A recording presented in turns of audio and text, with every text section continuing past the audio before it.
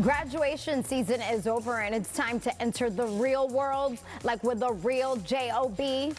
We talked to one expert who tells us how to put together a memorable resume.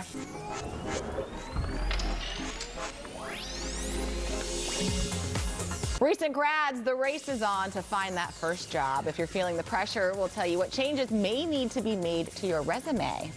Welcome back. Recent graduates are really feeling the pressure to land that job and begin their career. But if they're not careful, resumes could end up by the wayside very easily. And joining us now with how to make your resume really stand out is Deborah Cooper, founder of Your Career Design Lab.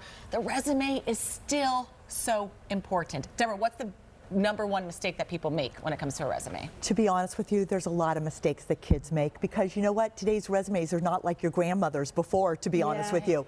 It's all about branding. And most importantly, it's about telling your story.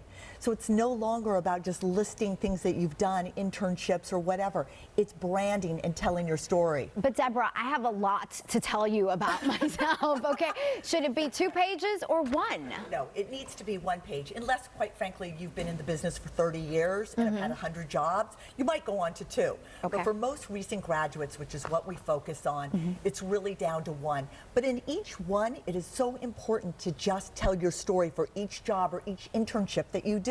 So we're looking at 2 resumes right here. One's a little bit longer than the other. Correct. What about the different color texts? Thank you for bringing that up, Jen. Yes, today, again, when I talk about branding, it's so important to stand out.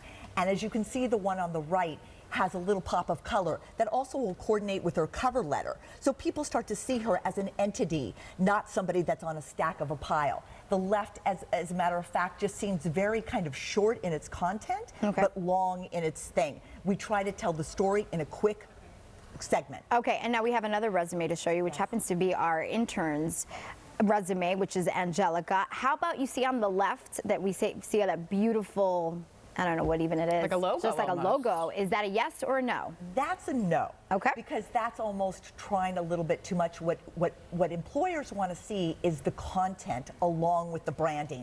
So I'm not seeing a lot of information. I see a lot of red. That means that there are probably some typos and misspellings. Typos, grammatical errors. Also, if you're going to be doing social media, you want to put on your Instagram, your different accounts. However, you want to talk about how you made a difference, how you created a discussion, not just that you're posting. So keep it clean. So Elle Wood's Pretty Pink Paper and Perfume from Legally Blonde. Yeah, that works in movies, not in real life. All right, note to self. I have one more. How about a follow-up? Because that's always tricky. Do you follow up once a week, once a month? Absolutely. You know what? That is a great question, and that's something we counsel our kids on all the time. Is that follow-up email? Thank you so much for interviewing me. Or can I set up an interview? Okay. Always go for the ask. I like that, going after it. For more information, head on over to our website. You can also follow Your Career Design Lab on social media. Hey, those tips are also good for me.